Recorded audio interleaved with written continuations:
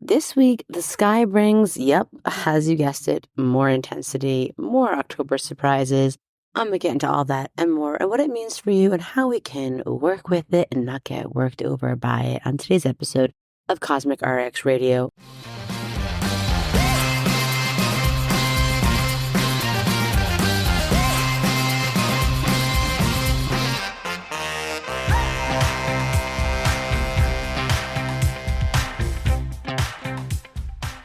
Welcome to Cosmic RX Radio, a podcast that gives you real-life tools of spiritual empowerment and pure hype. I'm your host and intuitive guide, MADI Murphy. I'll be serving up your weekly energy readings, cosmic boss interviews, and astro inspiration. Are you ready to love yourself more, manifest your dream life, and own your magic? Let's jump in. How the hell are we doing? How is this October treating us? It is cosmic chaos in the highest degree, but I also am hoping that you are finding some moments of breakthrough energy. These late degrees of Pluto are showing us a lot. They're revealing a lot. They're showing us where we just can't go on in a certain way anymore, or where we've had certain things that have taken away our power, but also know that that is an invitation to step now more deeply into your power in some way and face some things head on. And as always, my heart is with each and every one of you baddies. My heart is with the collective. Oof, we are in it. We are in the revolution, y'all. So this week, what are we talking about? The big headlines. Okay, there's not like a massive one big transit that we're focusing on this week or a big moon. I want to kind of touch upon some warmth, some loving astrology we have with Venus and Sag. We got to talk about Pluto is doing the most. Pluto has been squaring the sun. Mars and Pluto have been opposite each other. And with going into Scorpio season, we're going to feel the Plutonic energy hardcore. So this week's episode may be a little shorter, but it's still important to just listen so we can align ourselves with this energy and understand what it's doing, right? We don't want to be caught off guard. Oh, lordy. So let's kick things off with Virgo announcements. A lot of you have been asking. We do have the Notes from Your Higher Self pre-sale link here if you want to get your limited edition copy of our next run. I have one spot for this November to do a Virgo Get Shit Done Day. If you're interested, you can apply through the link in the show notes. And then besides that, we will be having the 2025 webinar. That link I will include in the show notes to sign up for. It's going to be a doozy. We're planning it for December. If I give birth to baby Sag early, we have a rain date of Jan 11th, which is the day the North Node moves into Pisces. So those are the Virgo announcements. Now let's jump into if astrology isn't real. So this week, something that I'm sure a lot of you have been following and tracking is there's so much out there on think pieces, on podcasts and social media posts about misinformation, disinformation, especially around the election, but specifically how the Republican Party is already gearing up to challenge, right, the results of this election. And this comes to no surprise for any of us. We all saw what happened in 2020. We all see there's not a lot of regrets or remorse about it. And I talked about this in my election astrology podcast webinar I did in July. But I'm like, this is not going to be a clear cut who won. We figured out votes are counted that day. That's it. Bada bing, bada boom. This is going to be probably a really drawn out process. And there's going to be a lot of things that are delaying. There's definitely people contesting it. There's probably going to be protests and possibly even riots. There may even be acts of nature, communication, tech failures. We're going to be in Mercury retrograde shadow at this point. Right before the election, Mercury is going to move into Sagittarius on the 2nd. And why this is interesting is because something that obviously a lot of these pundits online are talking about is how the Republican Party is already gearing up to protest these election results, basically and namely on two factors. One, overseas votes.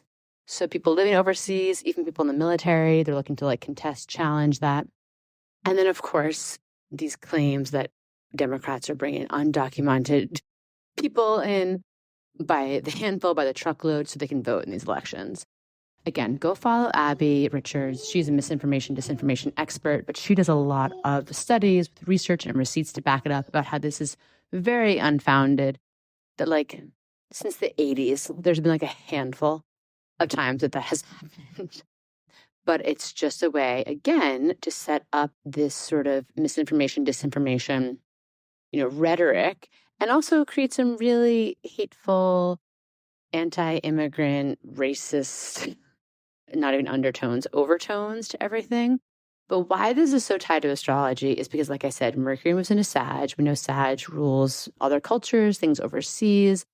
And we're also in these really late stages of Neptune in Pisces. Neptune is in 27 degrees Pisces right now, only going to be there for a few more months. Neptune in Pisces started in 2012, and that was the beginning of a lot of heart opening in our society. A lot of like, oh, let's shift away from let's look away from maybe, how do we deal with stress? How do we deal with looking at food as a function, and let's have some green juice and meditate and do yoga. I'm trying to think of all the stuff that's happening in 2012, which was great, and we needed that. But now it's reached this like full critical mass where we're basically, on an acid trip while on shrooms in a fun house, floating around untethered in outer space where we don't know what's up from down.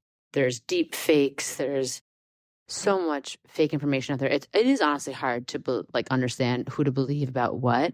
And it's like our media literacy needs to be so taken up to the next level, especially with the things that are being produced, through AI and things we're going to be doing for the next decade. But the Neptune and Pisces of it all, I had mentioned was definitely one of the astrological factors of so many storms of the past month in October. And Neptune Pisces is going to be squaring off with Mercury and Sag. And Mercury and Sag is going to go into Mercury's going to station retrograde on the 25th in Sag. And I imagine that we still probably won't really have a clear-cut result by then. It's going to go back and forth, and then it will stay, and it will go direct. Wait for it. It's almost like you can't make this up. Yeah, so Mercury will go direct December 15th, but then stay in Sag until January 8th. And as we know, and as we remember from an infamous date, around January 6th is when the Electoral College kind of puts in their final submission for votes. So the fact that the certification of this election is going to be done with Mercury and Sag, it's going to be telling a whole story with Neptune and Pisces. And, I don't mean to share this for any alarm or more distress. We all know what's going on, whether you follow astrology, whether you're a political pundit, it's kind of all there. And I saw John Oliver did a great piece on Last Week Tonight about like what we can expect about like the subversion of the 2024 election and what are things that we can do to react to it.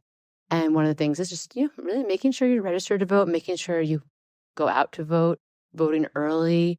That way, if you have a voter registration issue, you can tend to it. And as best as possible, try not to share anything online that is like fear-mongering or fake. But the Neptune and Pisces is going to be very real to Mercury and Sag. It's going to add to definitely more of that cloudy, murky energy.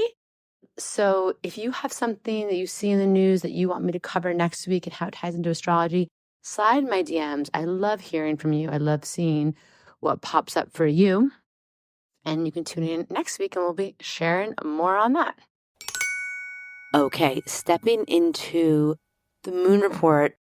So what we got to do during these times is listen to the moon, tap into the moon, understand how we can take better care of our emotional center to navigate all of this intensity that we're moving through, this revolutionary energy in the collective. So the day this podcast comes out, it's a Gemini moon morning, afternoon. So we're feeling lit up, we're feeling buzzy, we're feeling curious, we're feeling chatty. We might be feeling a little anxious. So we want to talk things out. We want to externally process things. We want to write things out. That's going to help all the energy. And then we get into Monday evening and we go to a Cancer moon. So Monday, Tuesday, Wednesday, Thursday, Cancer moon days. So we have Mars is in Cancer right now. So these are days we might feel the energy of our emotions running high. We might feel overwhelmed by them. We might feel moved into anger or lashing out feelings from them. I want us to kind of look at how we can mobilize and be galvanized into healthy, inspired, conscious action by our emotions instead of feeling like we have to lash out at others. This whole month is like watch out for power struggles, watch out for jumping into the fray, leaping to conclusions, reacting. We have to be really aware of our shadow energy right now. I'm just going to say. Also, the sun moves into Scorpio on the 22nd. Speaking of healthy relationships with our shadow energy, the moon moves into Leo Thursday night, Friday, Saturday until 11:47 a.m. Oh, I love a late in the week sun in Scorpio, Leo moon. This energy is actually really sexy. I think this is a great time to bring out your inner seductress, your inner courtesan, coquette, vixen, and do something that makes you feel really sensual, really embodied, really magnetic. I think it's high time for that. We're going to look out for a feeling, again, power control energy, power grab energy, noticing where we might be like stubborn or unmoving in a way that might not be serving us. And then as we round out the weekend, we have a Virgo moon, Saturday, Sunday, Scorpio sun, Virgo moon. Let's dive into something that's going to help us feel better. Dive into a deep closet, clean, refresh, detox. Let's clean out our cabinets, our pantries, get ready for winter. Maybe let's dive back into what do we need to set ourselves up for good wellness routines and rituals. I kind of like that combo. I mean, watch out for getting obsessive or like anything that teeters into like being unhealthy with that energy. But that's kind of what I'm feeling like the energy for the weekend, how to work with the combination of those two. So it's always a good time to listen to the moon, but this month especially, we're going to want to really listen to our moons and following what the moon phases are guiding us and what they're teaching us and what they're sharing with us. In terms of the astrology for the week, again, we don't have a huge headline, but like I said, the sun has been in a square with Pluto coming off of that full moon in Aries. How are we all hanging in after that, by the way? That was intense. We're probably still feeling some of the intensity. That same day of the full moon, Venus moved into Sag and brought us some good warmth, some ability to broaden our visions, to feel like we want to create and collaborate in the name of like a higher truth, a better belief system. Maybe we're feeling called to travel or see things from a new perspective as it relates to love and money. So that is a beautiful, yummy energy. Then as we get into the 22nd, we have Scorpio season's officially beginning. And we'll talk about some ways to really work with Scorpio season. But just some like things that are happening in the background, just this whole Mars-Pluto opposition, which has been really the story of like the fall. It's one of the things that's making this so intense, but it's officially really engaging like in this mid-October time. Mars going opposite Pluto, these are intense planetary energies. I talked about it last week with the full moon in Aries, right? Mars is anger, heat, frustration. It's our inner like personal rage. Pluto is almost like a collective rage or like a collective like how we need to move to shift things. And Pluto exposes things. Pluto does things in the shadow. Pluto aims to control things. Pluto disrupts power. So with like Mars being opposite Pluto, it brings up a lot to the head, a lot of standoffs, a lot of, like I've been saying, power struggles. We're really looking to see like where there's unhealthy dynamics that we're being called to step away from. In the collective level, we're going to continue to see a lot of shifts around power and hierarchy, perspective shifts in the culture, values changing. This is like such final karmic closure for us all. And I think like I just can't underestimate these last few days that we'll ever have of Pluto and Capricorn in our lives. There is like huge karmic endings, not just for you, but things that started probably well before you were born in your family line, in our society, in our systems.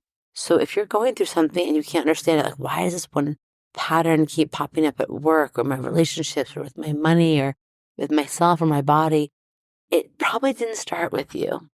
It probably didn't start with you, and you're tackling something and dealing with something that is much bigger than you and that was given to you.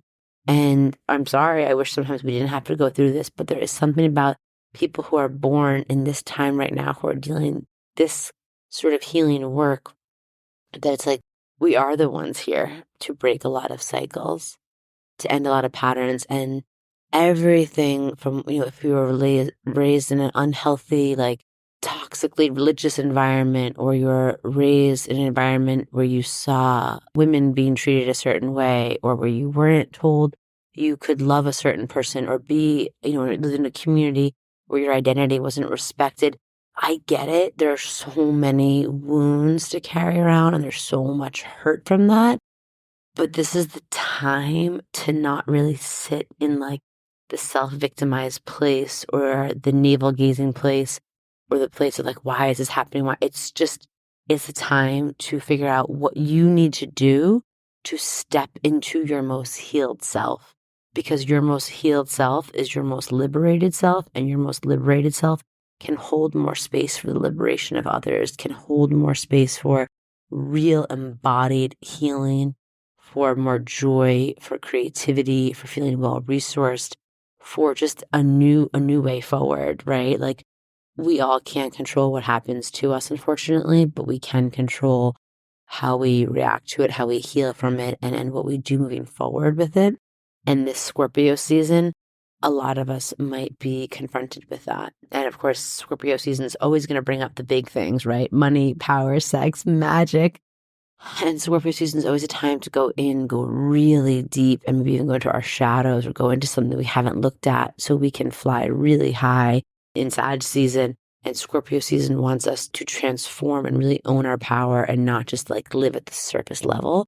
You are not meant for shallow living, babe. You are not meant to live in the shallow end of the pool. You are meant for a life of depth and meaning and understanding how fucking magical and powerful you are, that you can perform alchemy in your life. You can take lead and shit and gunk and turn it into resplendent ass gold, okay? That is your journey. You are here to do that, and you are very capable of that. And this is all stuff that will help you shift your life from a place of force into flow, a place of self-doubt into a place of trust, a place of feeling powerless to powerful, a place of feeling like living in self-loathing to living in a place of real self-loving. And all of that is your birthright, but we do come here actually whole and perfect. We don't come here as this like impenetrable package though. Stuff happens, things happen, and it's up to us to sort of understand when we're being called to transform, to heal, to shift, to let go. I want you to trust that. And I want you to know you're worthy of that, and that it's okay to be powerful. It's okay to be scared of your power. But Scorpio season is going to show you probably like what's the next depth that we can get to within ourselves. And I encourage you, if you're feeling called to transform or make a big decision, and it might be really fucking scary. It might be maybe you move somewhere and it's not right and you should move, and you should shift jobs or just whole careers. Maybe you need to cut ties with a family member that is abusive or toxic. Maybe you need to leave a relationship where you're not feeling permission to be your fullest self. Maybe you're being called to step out on your own and be vulnerable and be seen for your art or your words.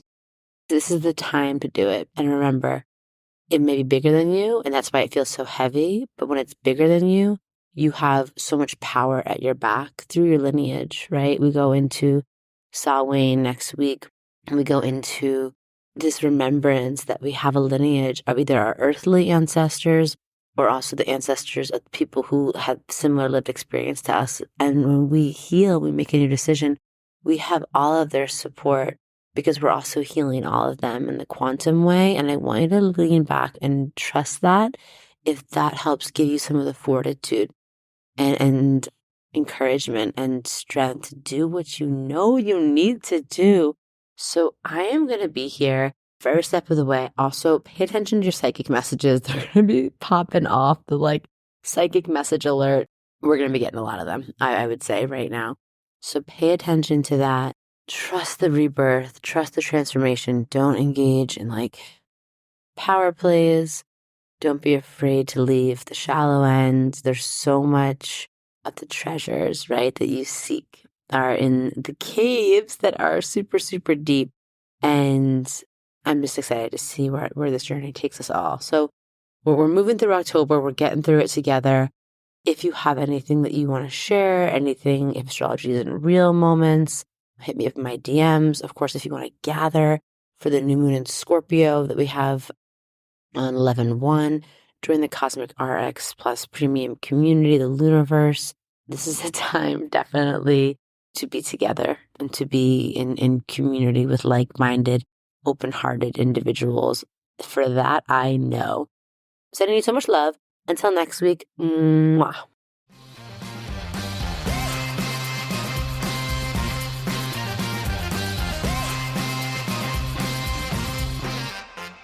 Do you love getting your Cosmic RX for the week here and want more? Make sure to sign up for our premium subscription so you can get exclusive access to bonus podcast episodes, all of my astrology info for the month ahead, and live new and full moon calls to help you manifest your dream life with an intentional international community of other cosmic baddies. Sign up through our link in show notes. Thank you so much for listening to this episode. If you want to know more about Cosmic RX, head on over to thecosmicrx.com. And if you really love this show, I'd love it if you left a rating and review on Apple Podcasts or wherever you listen to podcasts. I super love hearing from you and reading your reviews. All right, you cosmic baddie, tune in next week. And until then, remember, love yourself fully, work your magic, and take no shit.